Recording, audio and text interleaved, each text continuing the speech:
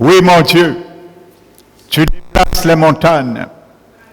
Et c'est toi qui nous as dit que si nous avons de la foi comme le grain d'un sénévré, non seulement nous pourrons dire au figuier ce que tu as dit, mais nous pourrons dire à cette montagne de se déplacer, de se jeter dans la mer, et que ça se fera si nous ne doutons point.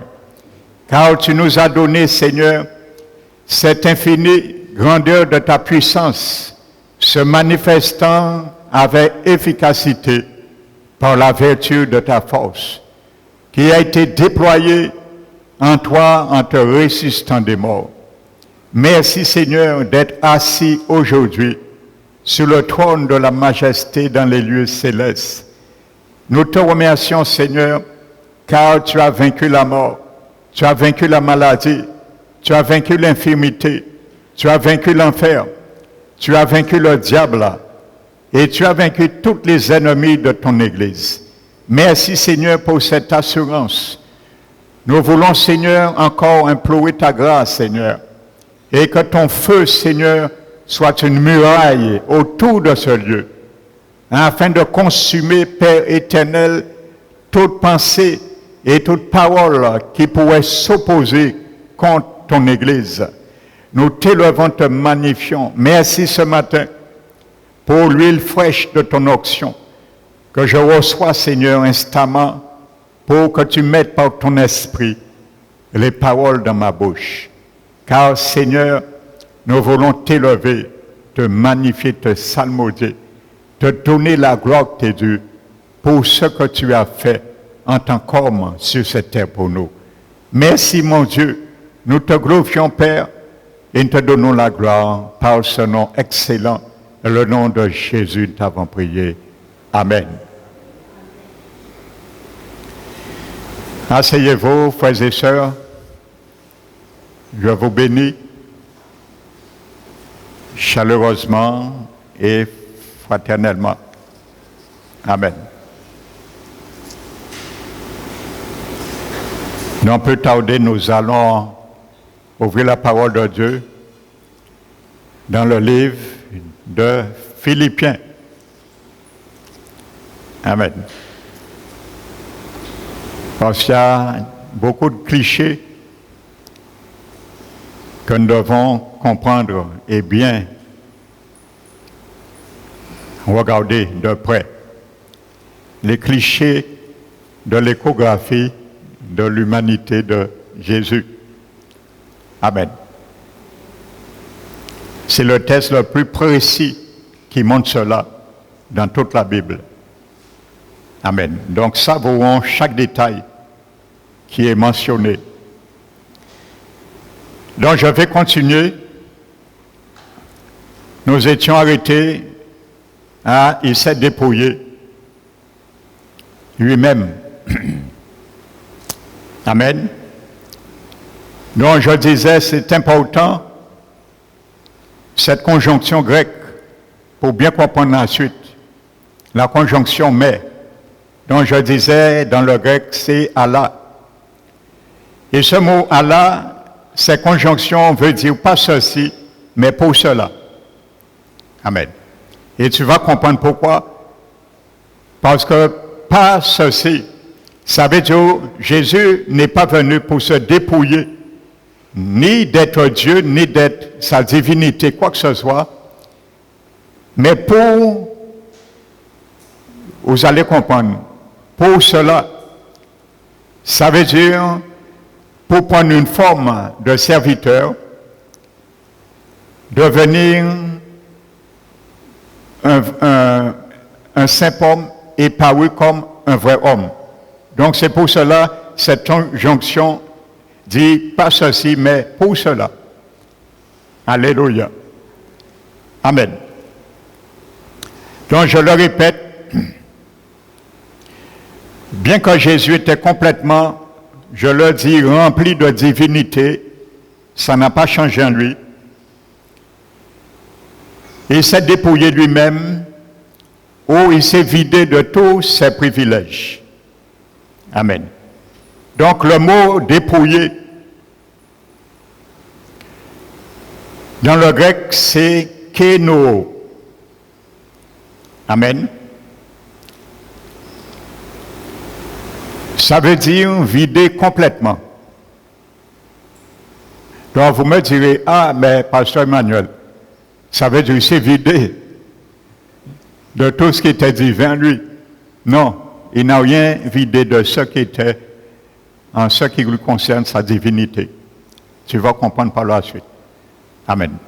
Donc c'est ça que ça veut dire ce mot grec, kénoo.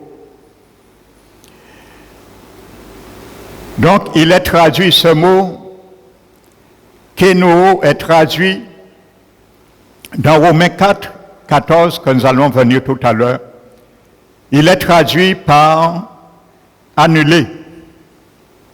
Et il est traduit aussi, ce même mot kénoo, par rendu vaine dans 1 Corinthiens chapitre 1 et verset 17. Déjà dans le grec, littéralement, il est marqué « il s'est vidé ». Amen. Donc Jésus s'est vidé. Et ce mot, frères et sœurs, kénoo, dans tout le Nouveau Testament, se trouve 5 fois. Uniquement 5 fois. À part de Philippiens, nous le retrouvons 4 endroits dans le Nouveau Testament. Et les 5 fois, c'est très parlant, les 5 fois, c'est que l'apôtre Paul qui l'utilise. Nous allons trouver ce mot ni dans les épîtres de l'apôtre Pierre, de l'apôtre Luc, de l'apôtre Jean, Jacques, uniquement l'apôtre Paul qui a utilisé ce mot kénoo.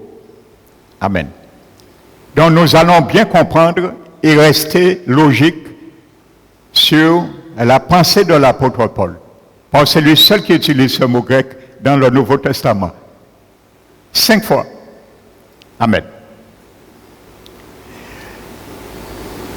Donc dans toutes les références, il ne s'agit pas du fait de vider quelque chose. Je le répète, écoute bien la définition de ce mot. Dans toutes les 5 fois que Paul l'utilise, ce mot grec ne s'agit pas du fait de vider quelque chose des qualités possédées.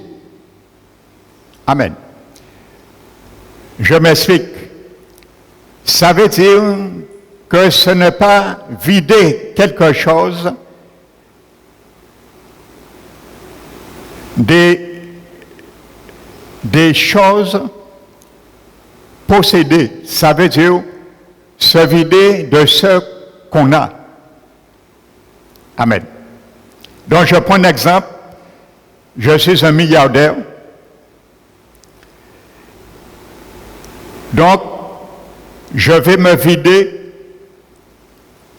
débarrasser, si je veux dire, de ce milliard, en faisant don et les distribuant. Amen. Donc, ce serait dans le sens littéral que ce mot grec, kénoo, serait utilisé. Amen. Donc, je me vide de possession que je possède. Donc, ce n'est pas dans ce sens que les 5 fois que Paul l'utilise, il s'agit. Amen. Mais c'est dans le sens figuré et non littéral. Donc, il faut bien le comprendre. Dans le grec, ce mot a ces 2 facettes. Le sens littéral et le sens figuré.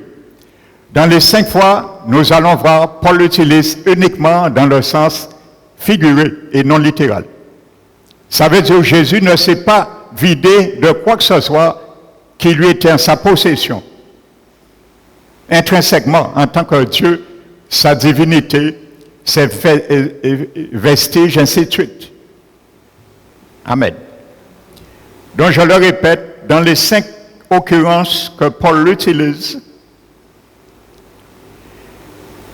il ne s'agit pas du fait de vider quelque chose des qualités possédées. Amen. Mais dans le sens figuré. Et c'est 5 fois que Paul l'utilisait. Et ce sens figuré veut dire considérer quelque chose comme nul ou ne pas en tenir compte. Alléluia.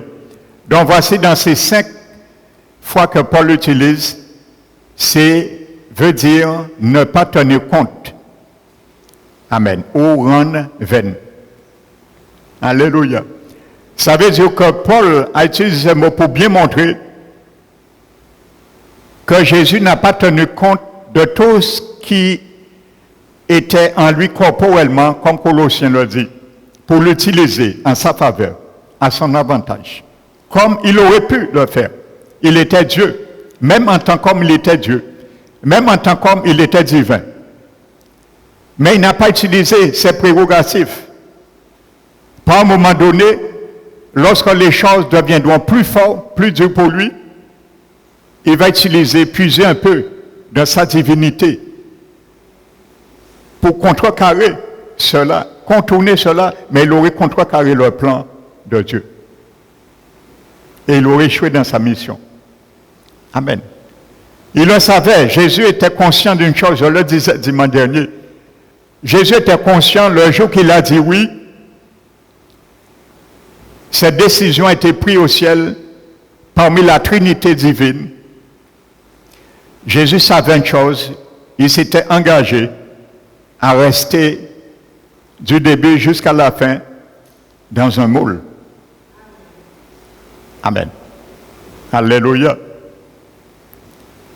Pour son œuvre messianique. Alléluia.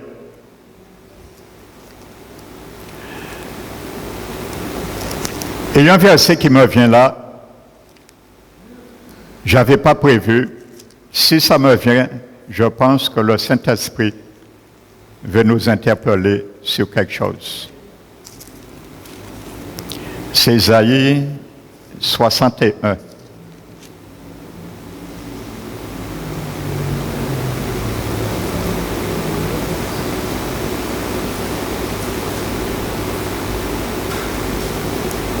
Alléluia.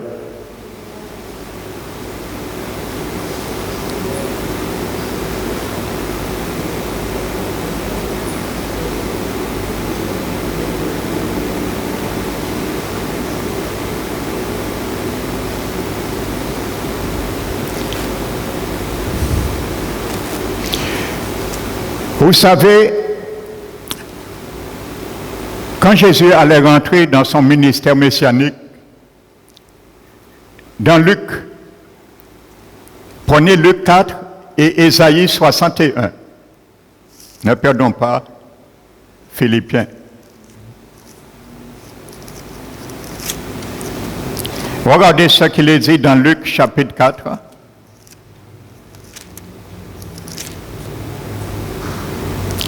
Verset 16.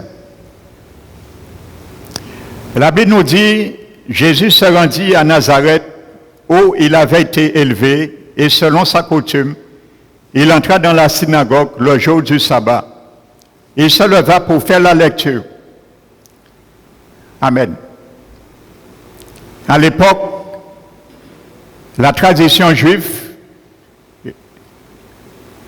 considère qu'il y avait un rabbin qui entrait le jour du sabbat dans la synagogue et il prenait un rouleau et il lisait un texte. Mais pour cela, il se mettait debout. Amen. Et lorsqu'il avait fait la lecture, il s'asseyait et il donnait maintenant l'explication. Donc c'est ça que Jésus faisait. Jésus montrait qu'il est un grand rabbin, le plus grand rabbin des rabbins. Amen. Donc la Bible dit, on lui remit le livre du prophète Ésaïe, l'ayant déroulé, il trouva l'endroit où il est écrit de lui. C'est un rouleau le concernant. Amen. La Bible nous dit, il dit, l'Esprit du Seigneur est sur moi. Vous voyez? Il ne dit pas, l'Esprit du Seigneur est en moi. Parce que Jésus avait déjà le Saint-Esprit avant son baptême, je le disais. Jésus était fils de Dieu avant son baptême. Mais il n'a manifesté aucun miracle. Amen. Donc je vous disais en préambule, Jésus n'a pas exercé son ministère terrestre en tant que fils de Dieu et en tant que Dieu, mais en tant qu'homme loin du Saint-Esprit. Voici à ce moment que l'onction messianique descend sur lui. Et il dit, parce qu'il m'a oint pour annoncer une bonne nouvelle aux pauvres, il m'a envoyé pour guérir ceux qui ont le cœur brisé, pour proclamer aux captifs la délivrance, pour recouvrer la vie aux aveugles, pour envoyer libres les opprimés et pour publier une année de grâce du Seigneur. Ensuite, il roula le livre. Il remit au serviteur et il s'assit et donne l'explication. C'est ça qui se faisait dans le temps. Donc Jésus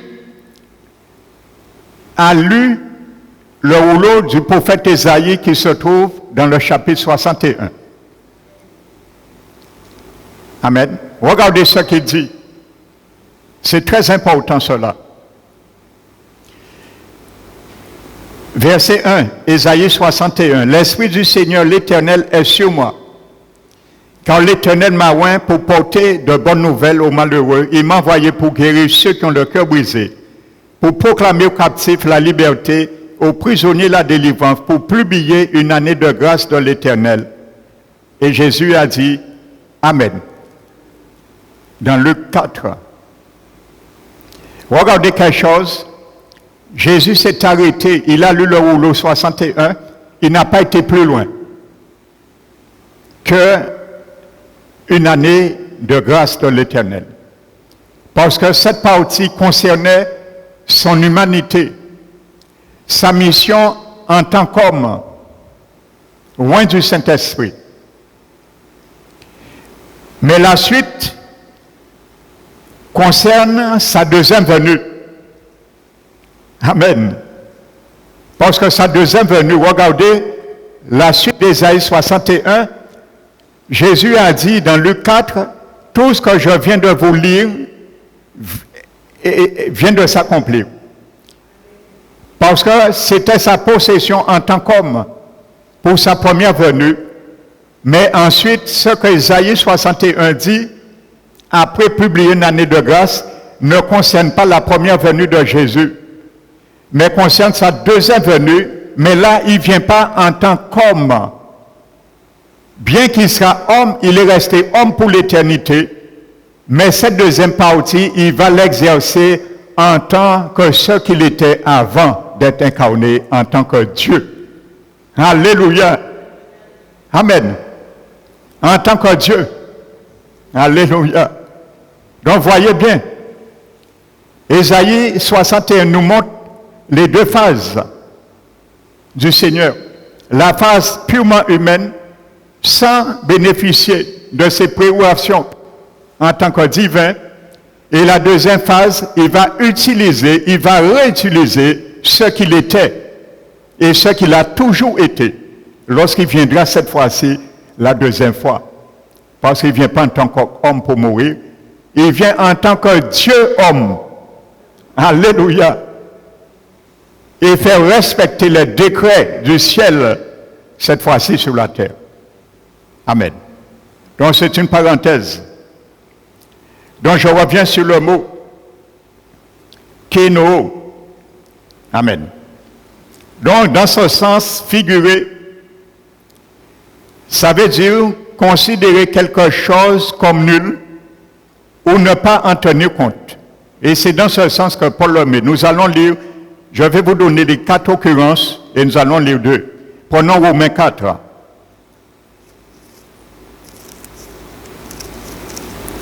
Romains chapitre 4, verset 14.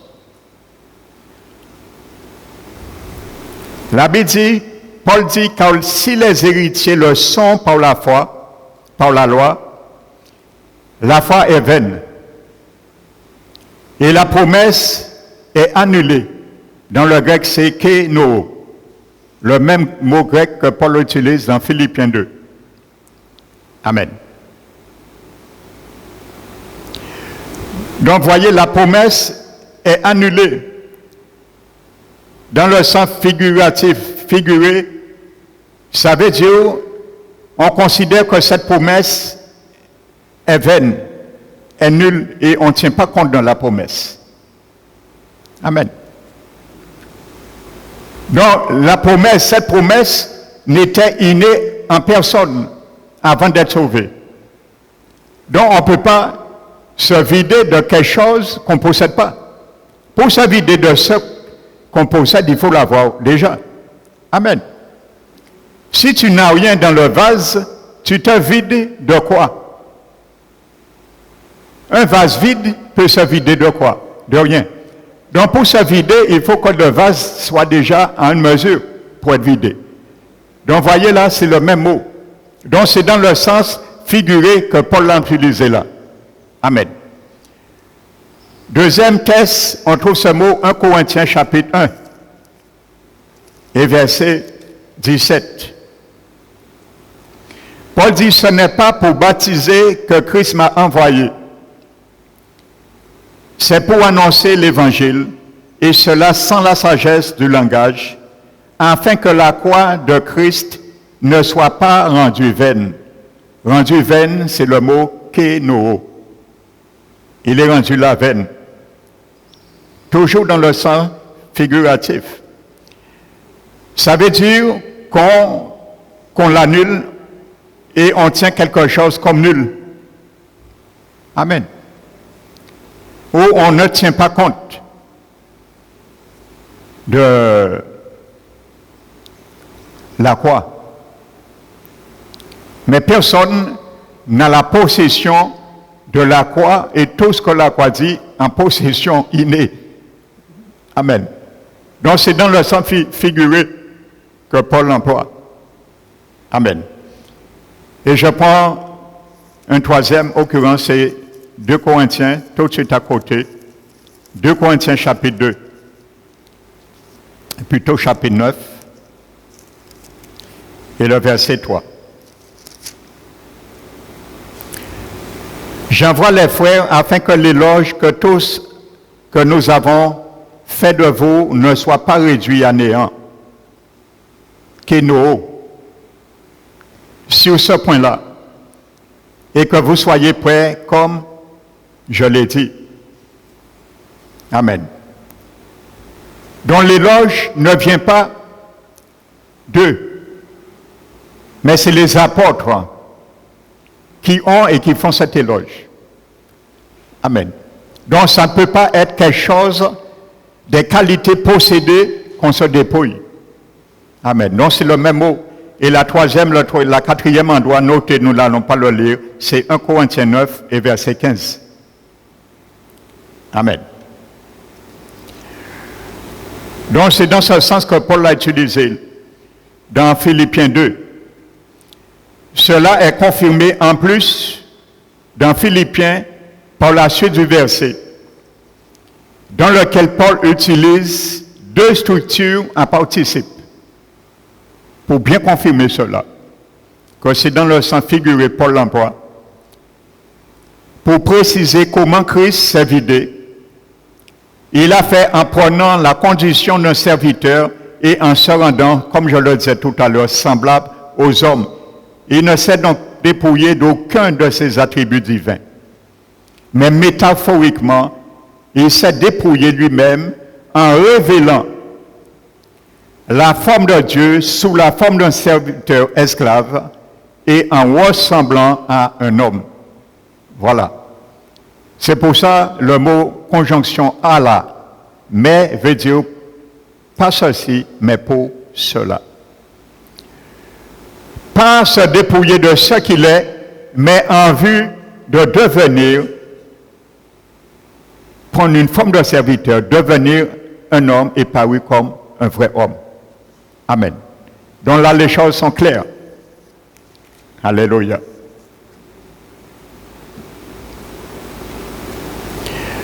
Donc Jésus ne s'est jamais dépouillé lui-même uniquement de certains.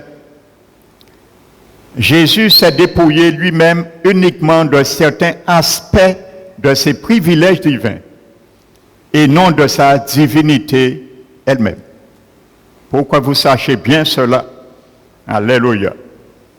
Parce qu'il y a beaucoup de chrétiens qui ne savent pas cela. Amen.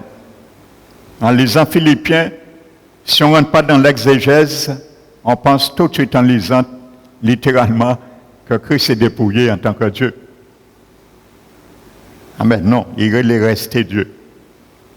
Dieu ne peut pas ne pas être Dieu. C'est impossible. C'est une équation qui n'existe pas. Dieu ne peut pas ne pas être Dieu. Peu importe la forme qu'il utilise, il demeure Dieu.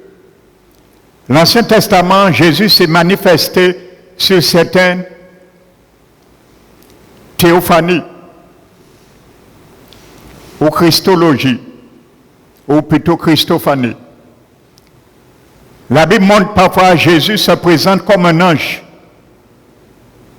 C'est pour ça que les témoins Jéhovah disent que Jésus est un ange. Jésus n'est pas un ange. Dans le grec hébraïque, lorsque la Bible parle que certains ont vu l'ange de l'Éternel, dans le littéral hébreu, c'est l'ange l'Éternel. Ce n'est pas l'ange de l'Éternel, mais littéralement l'ange l'Éternel. Ça veut dire que c'est l'Éternel qui s'est manifesté à ce moment sous l'aspect d'un ange. Amen.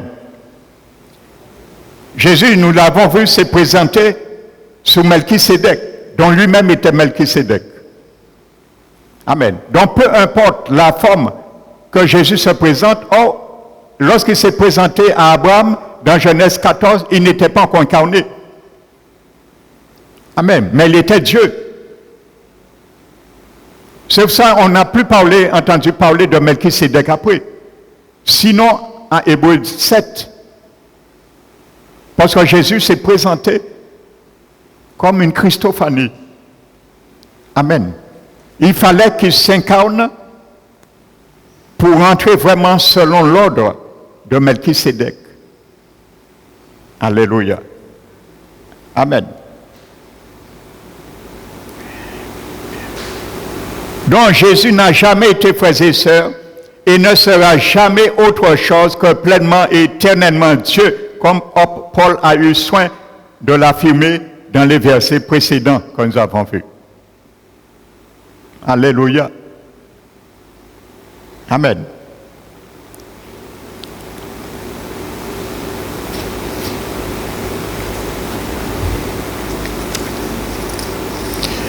Donc je continue.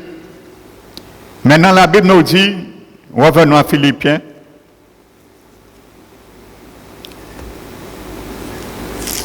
la Bible nous dit,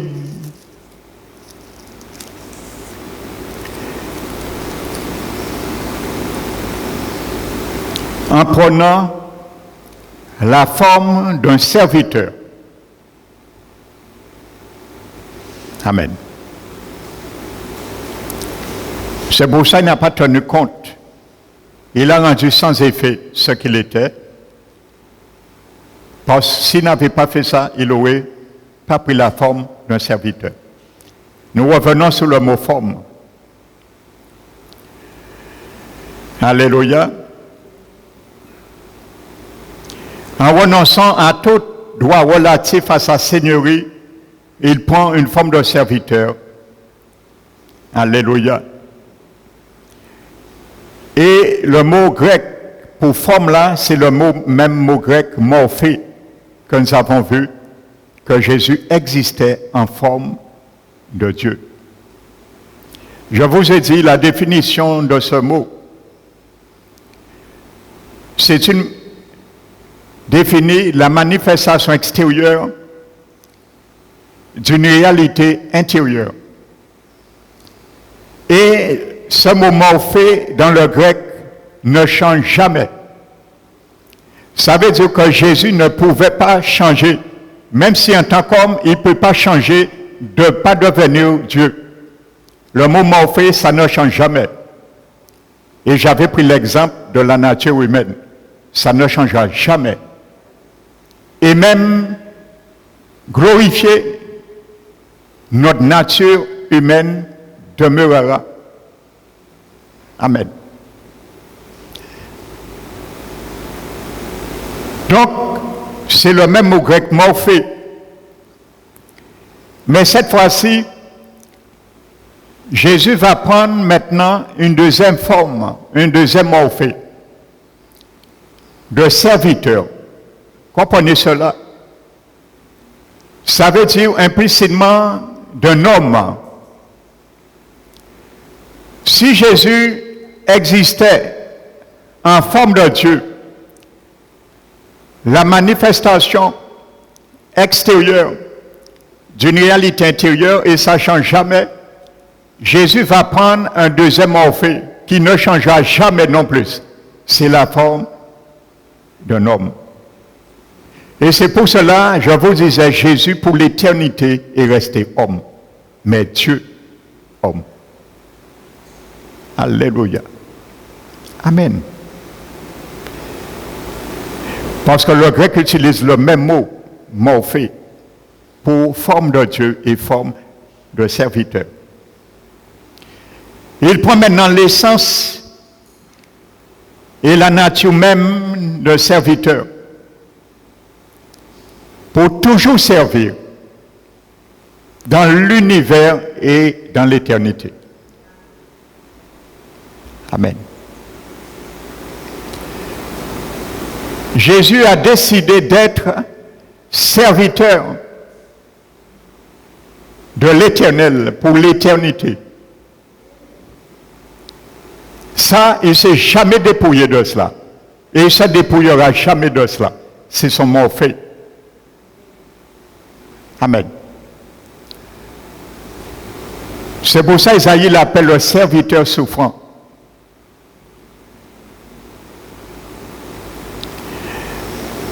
Aussi sûrement et pleinement qu'il a existé en forme de Dieu, morphé, il a ensuite existé en forme de serviteur.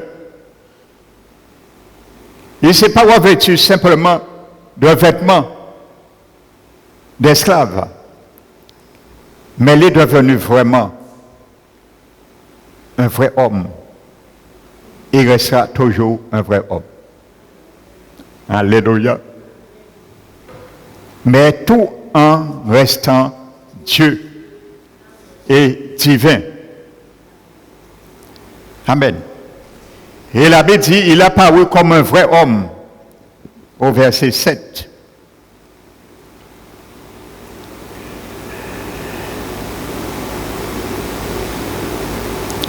Étant devenu un véritable être humain par la puissance divine en vertu de la conception virginale, Christ a paru ou a été reconnu comme un vrai homme par ceux qui l'ont vu et observé pendant son incarnation. Maintenant, ça devient intéressant, frères et sœurs. Le mot grec apparu, amen, apparu comme un vrai homme.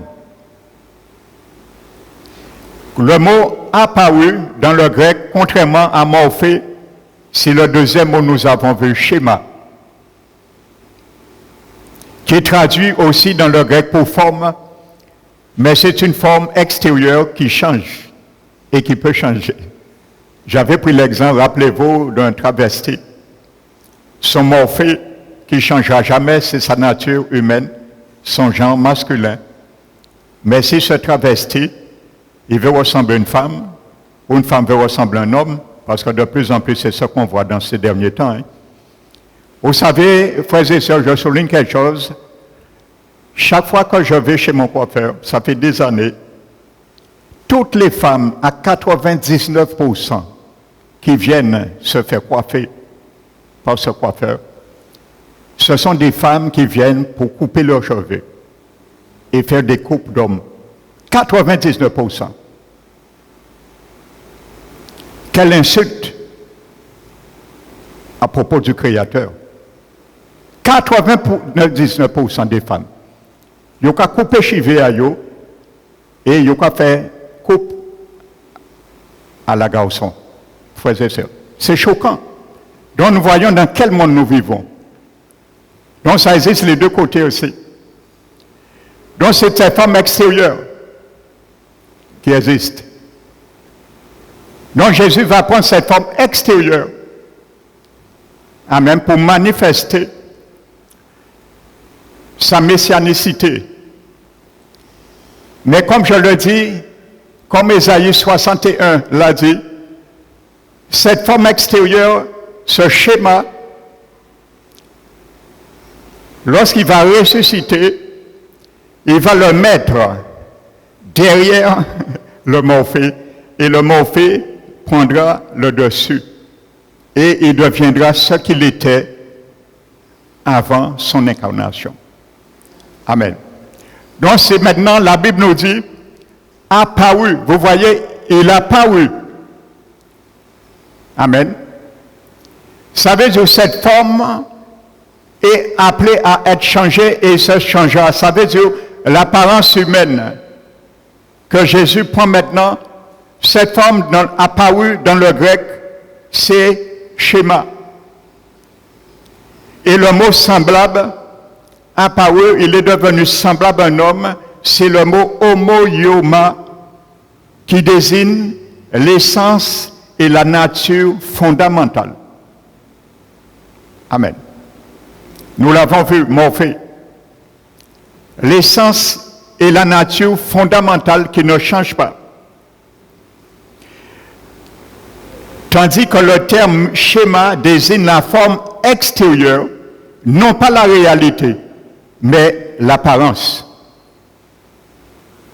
Amen. Donc je m'explique. Maintenant Jésus, en tant que Dieu, ce qu'il est, il va le cacher à travers son humanité.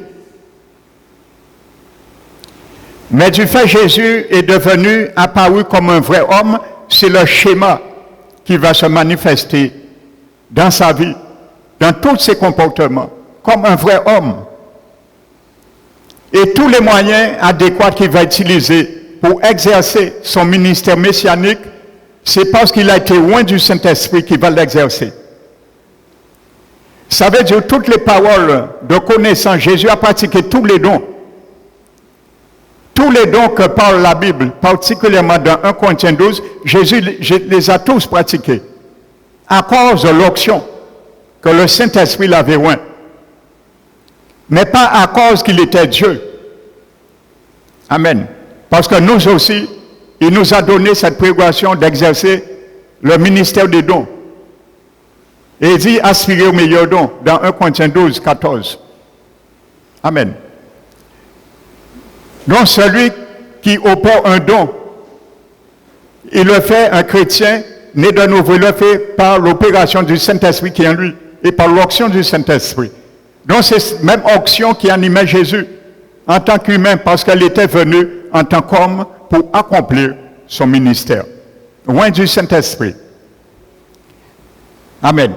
Donc c'est pour cela, maintenant c'est l'apparence. On voit Jésus en apparence comme un vrai homme parce qu'il a masqué sa divinité. Ça veut dire si Jésus n'avait pas masqué sa divinité, de toute façon personne serait venu essayer de l'accuser quoi que ce soit, tout le monde découvrait. Parce que c'est le Dieu qui était manifesté par le feu, par le tonnerre, par le vent. Tout le monde est payé. Il était dit un Dieu descendu sur terre. Qui peut résister à ce Dieu? Donc c'est clair.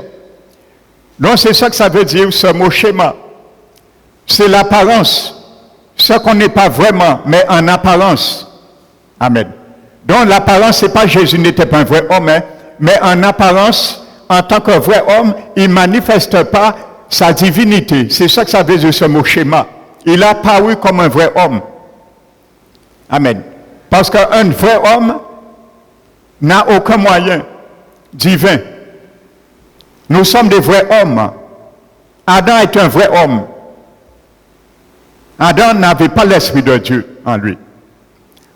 L'humanité, ce sont des vrais hommes, de vraies femmes. Ils n'ont pas l'Esprit de Dieu en eux. Et pourtant, ils sont vrais hommes. Donc, Jésus a apparu comme un vrai homme, frères et sœurs. Donc, c'est la partie extérieure, le schéma qui change et qui sera changé un jour, l'apparence extérieure. Amen. Pas en tant qu'homme, hein, ça ne veut pas dire, comprenez bien, je vous explique la différence entre morphée et schéma. Quand là, je dis que Jésus sera changé un jour à sa glorification extérieurement, ça ne veut pas dire extérieurement, on ne va pas voir qu'il a 2 yeux, qu'il a un nez, qu'il a une bouche. Non, il aura des yeux, un nez et des bouches. Amen. Parce que Jean l'a bien vu, un homme à 100%. Il a vu comme le Fils de l'homme. Il avait des mains, il avait des bouches, il avait des yeux, il avait des pieds, et ainsi de suite. Mais ça veut dire que ce n'est pas la manifestation de Dieu qu'il est en train de se manifester, mais la manifestation d'un pur homme, l'agissement d'un pur homme. Alléluia.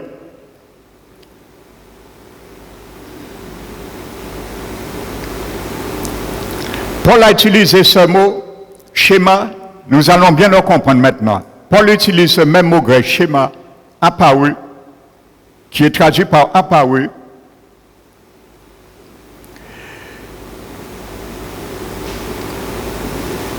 Pour parler de ce monde qui passe.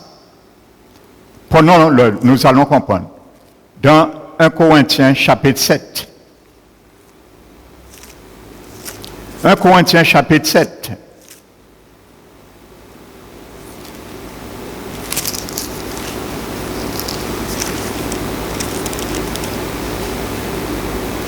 Verset 31.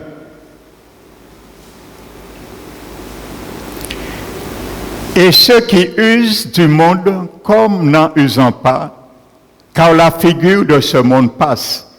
Dans le grec, le mot figure, c'est schéma, le même mot grec, pour forme. La figure de ce monde passe. Nous sommes bien dans un monde, mais la réalité du monde à venir n'est pas la réalité maintenant. C'est le schéma, la figure schéma, parce que nous l'avons vu récemment, ce monde, la terre et les cieux disparaîtront et seront remplacés.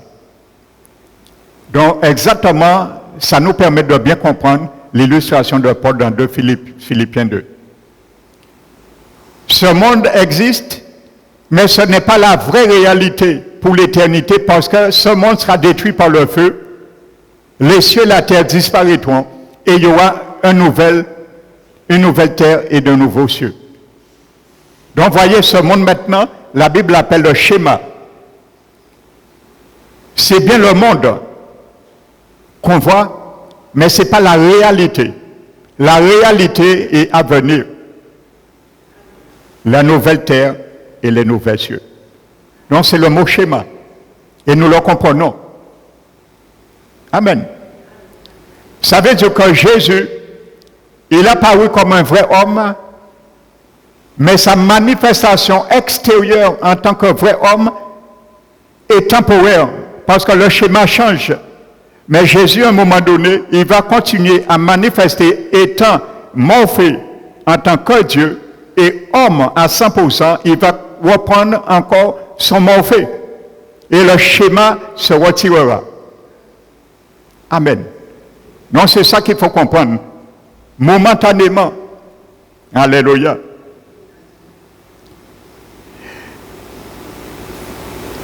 Pierre et Paul ont tous deux utilisé une forme négative composée de ce terme. Et là, nous allons bien le comprendre. Il y a une leçon pour toi et moi, chrétiens, sur cela.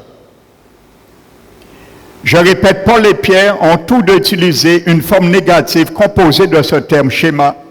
C'est ce qui est schématiso, pour avertir les croyants de ne pas se conformer au siècle présent et ne pas se conformer aux convoitises de ce monde. Amen. Donc prenons Romains 12 et verset 2. Romains 12, verset 2.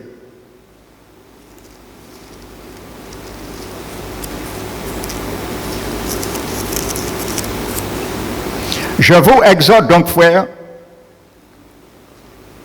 par les compassions de Dieu, à offrir vos corps comme un sacrifice vivant, saint, agréable à Dieu, ce qui serait de votre part un culte raisonnable. Ne vous conformez pas au siècle présent, mais soyez transformés par le renouvellement de l'intelligence, afin que vous discerniez quelle est la volonté de Dieu, ce qui est bon, parfait et agréable. Vous savez,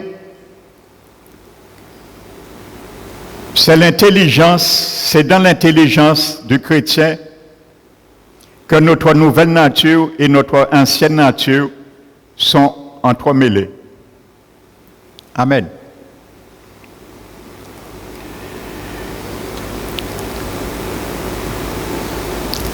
Et comme nous le comprenons, j'avais expliqué, la nature divine de Dieu nous habite lorsque nous sommes nés de nouveau. Mais cette nature demeure dans notre esprit.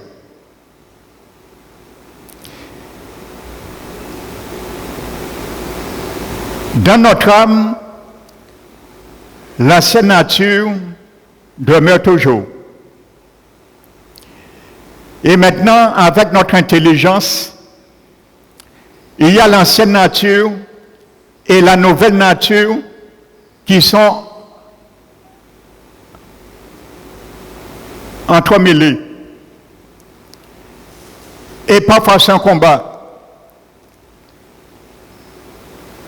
Mais les informations qui viennent de la nature de 100% de Jésus dans notre esprit, nous pouvons les recevoir dans notre intelligence, les analyser et les accepter. Mais notre ancienne intelligence, nature, essaie aussi de nous faire accepter des choses qui viennent de l'ancienne nature, du vieil homme, ou du moi. Donc il y a cela, les deux sont entrelacés dans notre intelligence. Et ce que Paul explique, nous devons transcender par notre intelligence avec un renouvellement. Ça veut dire un processus de plus en plus savoir à entendre et à recevoir la voix du Saint-Esprit et ses injonctions dans notre esprit pour bloquer les injonctions de l'ancienne nature. Mais ça se fait à la mesure qu'une vanne soit ouverte. Amen. Ça veut dire qu'il faut que la vanne, c'est notre âme.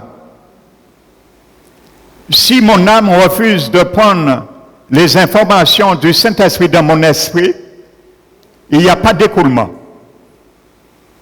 Parce que si je mets une vanne dans un tuyau, même le tuyau est plein en amont d'eau, mais si la vanne est fermée, en aval du tuyau est sec.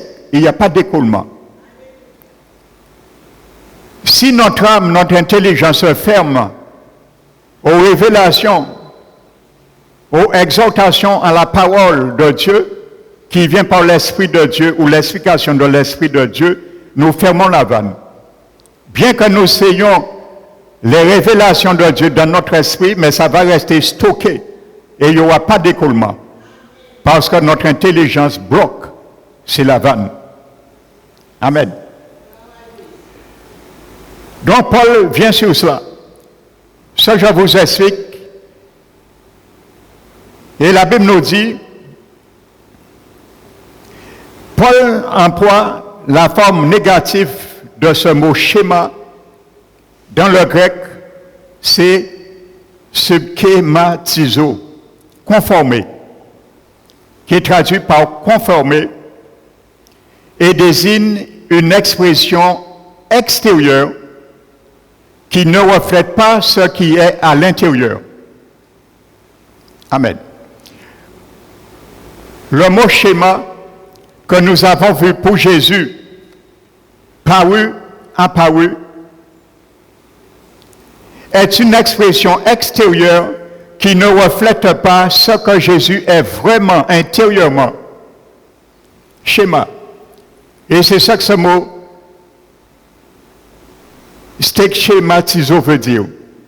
Paul et Pierre l'a traduit cela par ce mot et cette expression. Donc ça suggère une expression extérieure qui ne reflète pas ce qui est à l'intérieur. Ce mot schématiso s'emploie pour rendre l'idée de se faire passer pour ce qu'on n'est pas ou de jouer la comédie. Amen. Surtout en suivant un modèle ou un plan qui est le schéma prescrit. Alléluia. Paul veut dire, devant le monde, je vous explique ce que Paul dit. Paul dit, devant le monde, cessez de jouer la comédie. Employant ce mot schématiso. Il dit, votre comportement, ce que vous êtes vraiment en Christ, intérieurement, c'est la manière de marcher, de vivre, de recevoir, de témoigner Christ. C'est ce que vous êtes vraiment. Alors, ne faites pas ressortir de l'extérieur un autre comportement. C'est le schéma, ça. Ce que vous n'êtes pas, mais c'est qui est uniquement en apparence. Donc, Paul dit, ne montrez pas l'apparence parce que vous n'êtes pas en apparence, vous êtes réellement celui qui est dans un même moule que le Seigneur Jésus. Vous connaissez sa volonté. Ce qui est bon, parfait et agréable, c'est ça que le monde doit avoir. Amen. C'est sa volonté. Donc laissez-vous transformer par ce renouvellement afin de connaître la volonté de Dieu, ce qui est bon, parfait et agréable. C'est ça que nous devons montrer au monde. Parce que c'est ça qui est notre vraie nature divine en Jésus-Christ. Mais lorsque nous nous conformons avec les choses de Dieu et on ne voit pas la volonté de Dieu, c'est comme si nous faisons du théâtre et la comédie devant le monde. C'est Paul dit, ne faites pas cesser de faire la comédie. Parce qu'un comédien, il se déguise et il prend la casquette, la posture de ce qui n'est pas. Si c'est un clown, il fait la posture d'un clown, mais il n'est pas un clown. Ça, c'est le schéma. C'est ça que Paul explique. Et malheureusement, il y a beaucoup de comédiens dans l'Église du Seigneur. Parce qu'au lieu de marcher selon l'esprit, ils marchent selon la chair. C'est ça que Paul explique. Hein? Lorsque nous marchons selon la chair, nous sommes en train de faire la comédie pour le monde. Parce que ce n'est pas ce que Jésus veut que le monde voit de nous. Ça, c'est le schéma. Le schématiso. Donc, il est traduit par conformer. La forme négative de schéma. Amen. C'est ça que ça veut dire. Amen. Donc, c'est comme si Paul a dit, arrêtez de faire la comédie. Vous avez accepté Jésus. Donc, marchez comme Jésus vous demande à marcher. Comme un enfant du Seigneur. Amen. Comme la chanson d'Héloïse, je crois qu'il dit, si nous chrétiens, marchez comme chrétiens. Si nous chrétiens, parlez comme chrétiens. C'est ça que Paul dit. Arrêtez de vous faire voir ce que vous n'êtes pas. Je ne vous ai pas fait comme ça. Je ne vous ai pas appelé à rester dans votre ancienne moule, nature, charnelle, mais à manifester ma gloire. Amen. Donc c'est ça que Paul explique. Pour bien montrer, pour venir apparu comme un vrai homme pour Jésus. Amen. C'est le même schéma qui a été stigmatisé par Paul et Pierre. Le négatif, toujours dans Romains 12:2, le négatif « mais » dans le grec « mais » qui est traduit par « ne pas ». Ne vous conformez pas. Le mot ne pas. Amen. Uniquement ne pas, dans le grec, ce négatif mais rend le verbe prohibitif. Ça veut dire que c'est quelque chose que Dieu sanctionne. Amen. Le grec est parlant, frères et sœurs. Donc, ça rend le verbe conformer un verbe prohibitif. Et le verbe est passif et impératif en soi. Ce verbe conformer peut être passif ou impératif en soi. La voix passive indique que cette conformation est quelque chose qu'on permet qu'il nous soit faite. Tandis que la voix impérative indique un ordre ou non une suggestion. Ne prenons pas la voix passive de faire ce que le monde veut que nous faisions, mais l'ordre, l'impératif que Dieu nous ordonne. Alléluia. Et c'est dans ce sens que Paul l'applique pour les chrétiens. Amen. Si vous voyez Paul qui vivre au dernier siècle là, il était pasteur en l'église, la mentalité là nous vivre, pas tenir le chrétien qui était arrêté. Parce que les chrétiens n'aiment pas l'exhortation. Paul pas qu'à jouer en l'exhortation. Parce qu'à l'époque, l'église primitive, c'était chaud. Quand je parle chaud, au niveau persécution. Alors Paul savait l'engagement d'un chrétien. Il mettait tout en œuvre pour empêcher les chrétiens de reculer. Mais aujourd'hui, on est là. Pas ni persécution. Même si Macron a fait forcer mon vaccin, mais ça ne sert à rien. Mais nous là, pas ni persécution. Mais pour ceux qui ne vont pas décoller, ils vont connaître qu'est-ce que la persécution. Je le souhaite pour quiconque. Amen. Ceux qui vont passer par là, c'est ceux qui ont foulé les exhortations du Seigneur sous leurs pieds. Ils ont méprisé la parole du Seigneur, le conseil du Très-Haut, comme Psaume 107 le dit. Et ils vont subir les conséquences.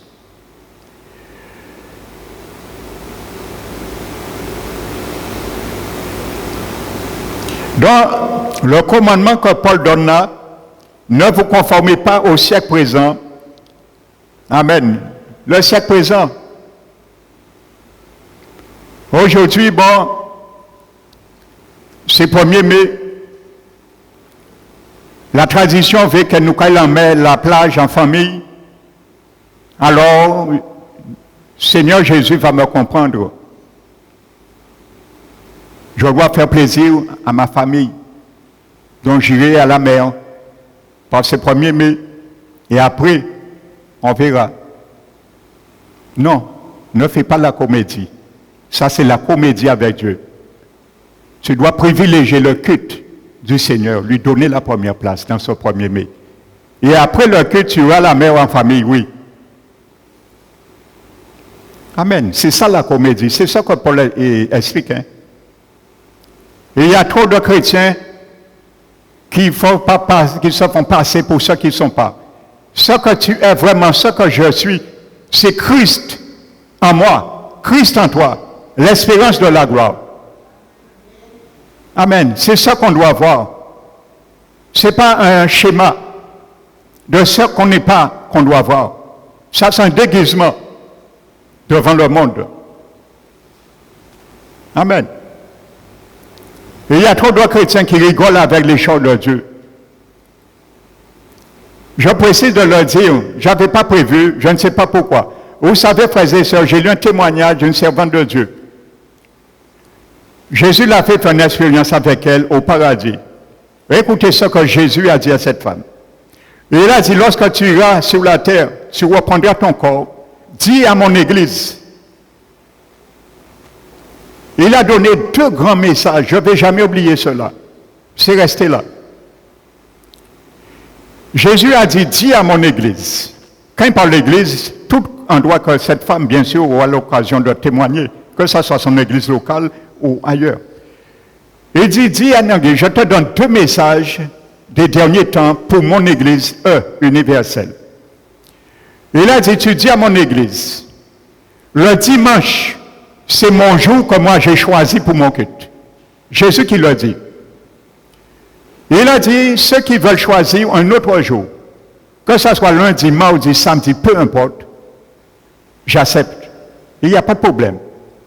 Mais il a dit, le jour, moi j'ai choisi pour mon Église, c'est le dimanche. Deuxièmement, il a dit, je ne tolère aucun de mes enfants de rester chez eux ce jour-là. Et il a dit que tous mes enfants qui travaillent le dimanche, ils ne peuvent pas perdre leur travail, je comprends. Mais dis-leur de me prier en tant que Seigneur, de me prier. Et moi, je m'engage à toucher le cœur de leur patron pour les donner au moins 2 dimanches par mois. Amen. Jésus s'engage. Et Jésus a dit, troisièmement, je tolère que quelqu'un ne vienne pas dans le culte le dimanche à une seule condition, que cette personne soit invalide, alitée et ne peut pas bouger. Et c'est là que Jésus donne le deuxième message. Il dit que même dans ce cas extrême, tu lui dis que même si quelqu'un est alité, il ne peut pas venir à l'église, mais Madim qui lui donne à un ministère.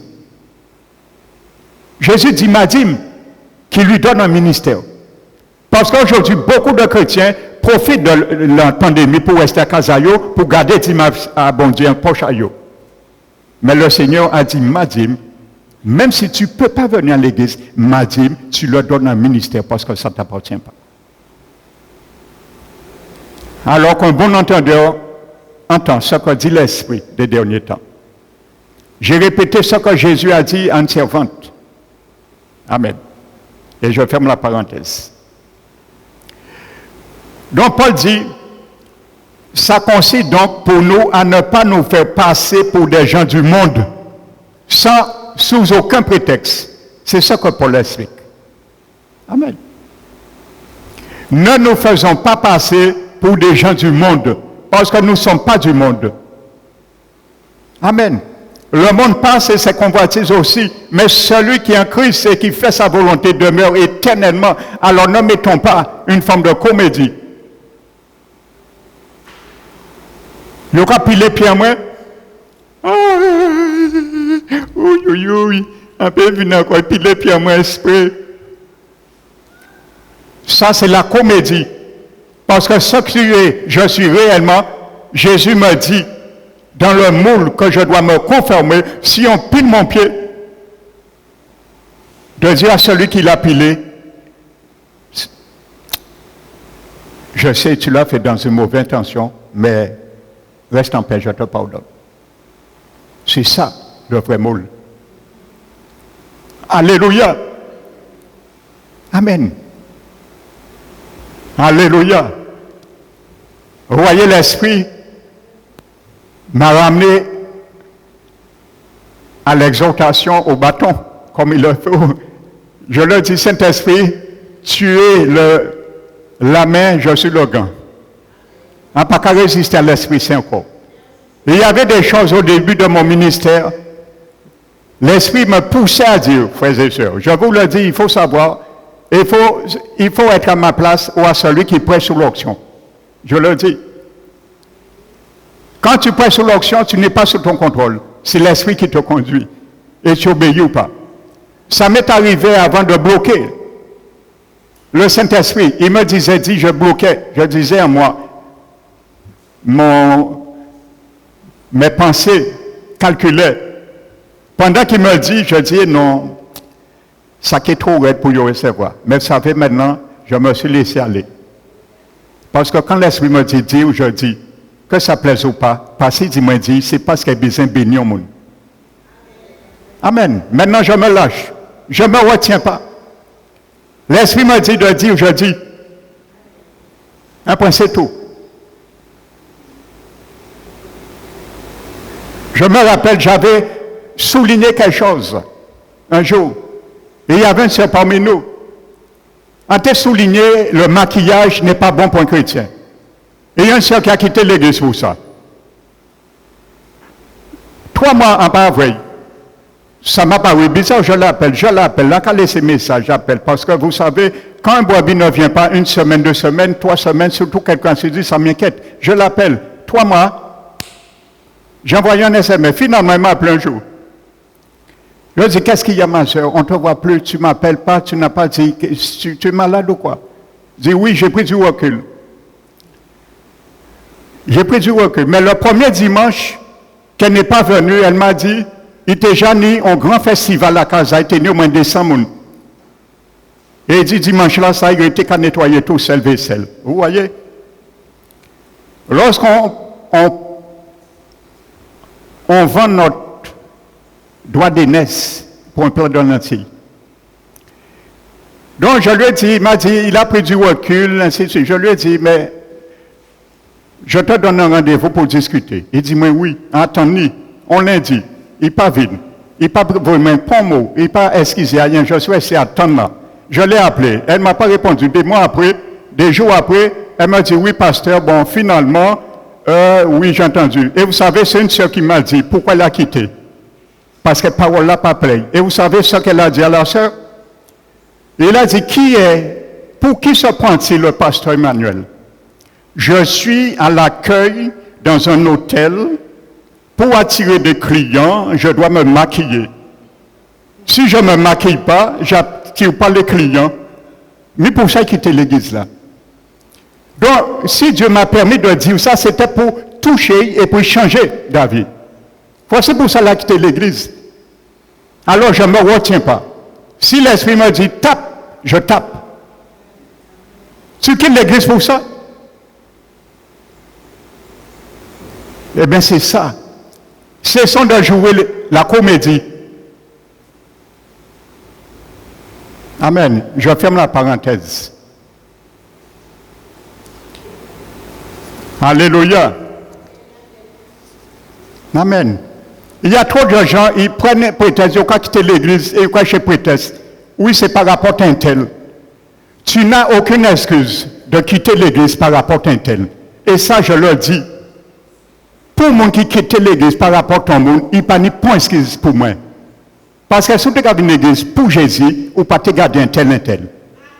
Tu viens à l'église pour qui? Pour Jésus, pour l'adorer, pour recevoir de lui, ou pour rester inconciliable avec celui ou celle qui te dit, qui a fait, qui a dit, ou qui n'a pas dit. Arrêtons ça, frères et sœurs.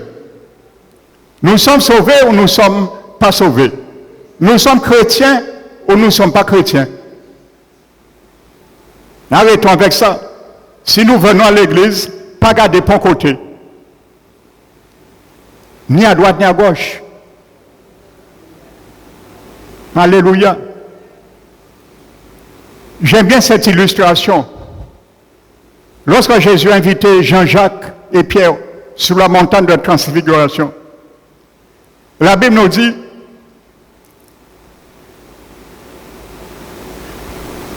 c'est une révélation, ça. Ils ont vu Jésus glorifié. Ça veut dire que Jésus les montrait que quand je viendrai, ma deuxième venue, je serai comme ça, glorifié. Le Fils de l'homme glorifié pour l'enlèvement. Et Jésus a montré 2 choses. Il a montré Élie qui était transfiguré aussi. Et il a montré le prophète Élie qui est vivant et Moïse qui est mort. Donc Jésus montrait une vision que quand Jésus viendra chercher son église, il sera glorifié. Et les morts en Christ comme Moïse seront aussi glorifiés comme lui. Et les vivants comme à la personne d'Élie qui n'est pas mort sera aussi glorifié.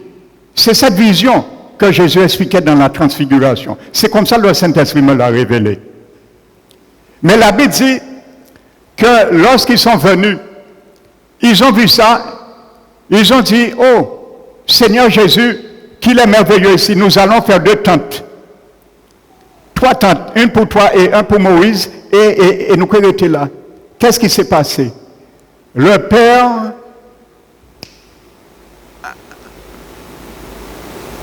a retiré ce désir. le Père tirait Moïse et Élie tout de suite. Et Jésus s'est trouvé seul. Amen. Il n'y a pas de compétition dans l'Église avec Jésus. Il voulait, c'est comme si on sorte de compétition. Seigneur Jésus, Moïse et Élie. Dieu a dit pas de compétition. Il tirait Élie, il tirait Moïse et Jésus restait seul. Amen. Et il a dit, Sophie, est mon fils bien-aimé.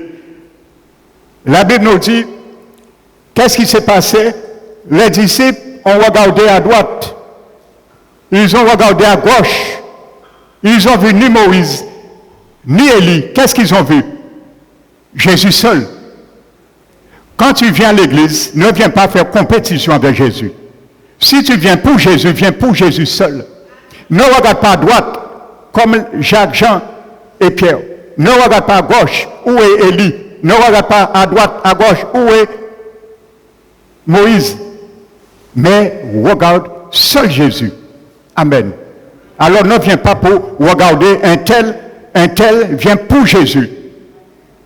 Et si tu quittes l'église à cause d'un tel, tu as regardé, tu n'étais pas venu pour Jésus.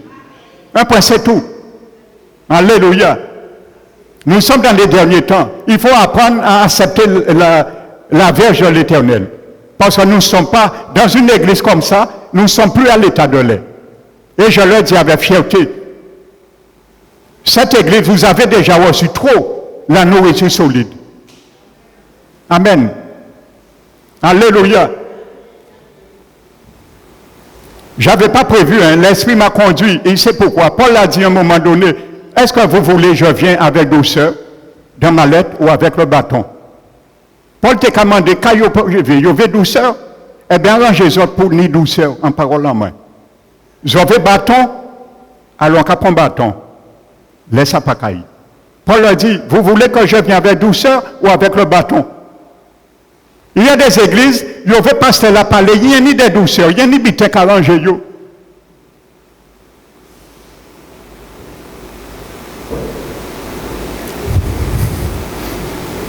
Non, il faut aussi le pasteur te dire des choses qui ne t'arrangent pas. Parce que les choses qui ne t'arrangent pas vont arranger ta vie. Amen. Alléluia.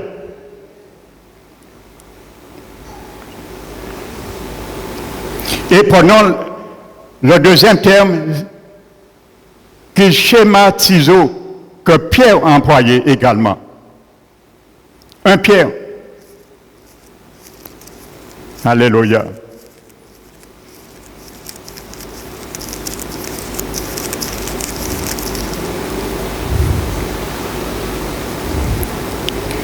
Un Pierre 1. 1 Pierre 1, verset 14.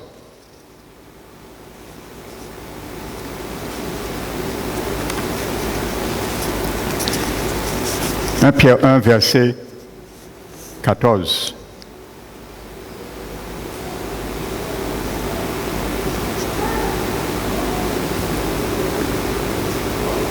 Comme des enfants obéissants, ne vous conformez pas aux convoitises que vous aviez autrefois quand vous étiez dans l'ignorance, frères et sœurs. Amen. Quand vous étiez dans l'ignorance, donc ça veut dire si vous vous conformez comme ça encore, le schéma, vous êtes encore dans l'ignorance.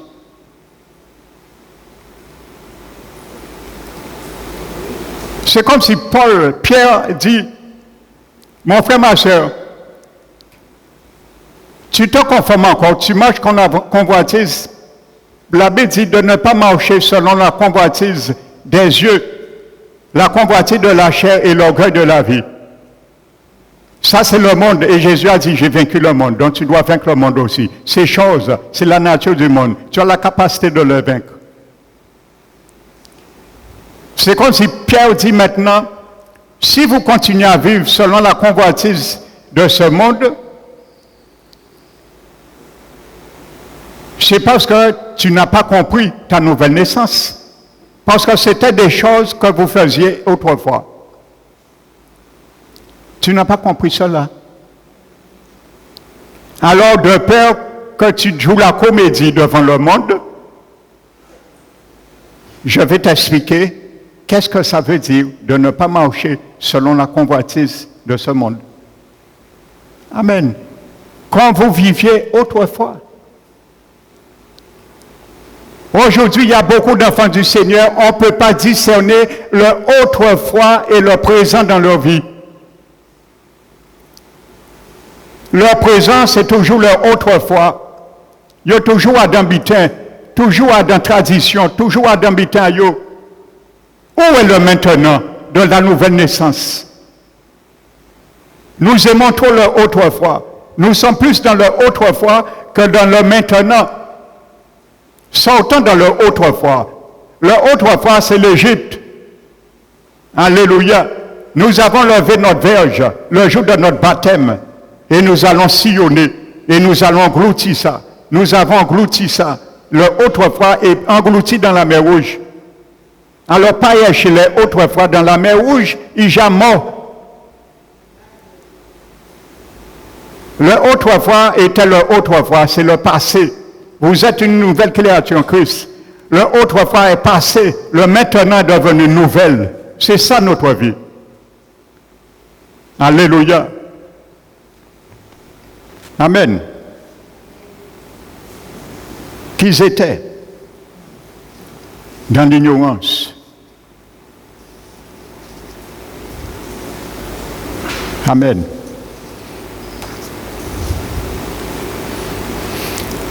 Donc voici, frères et sœurs, ce que le Seigneur, par l'inspiration de l'apôtre Paul, nous a décrit pour l'humanité de Jésus, qui n'est pas bien sûr exhaustif. Et là maintenant, nous avons bien saisi cela. Nous allons entrer maintenant et comprendre pourquoi Jésus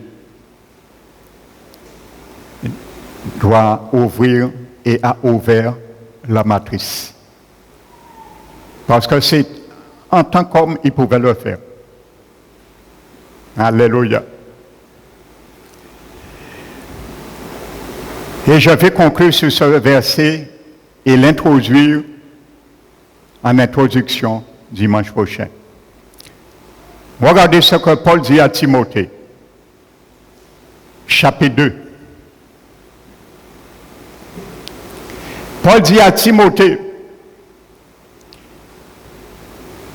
souffre avec moi comme un bon soldat de Jésus-Christ. Amen.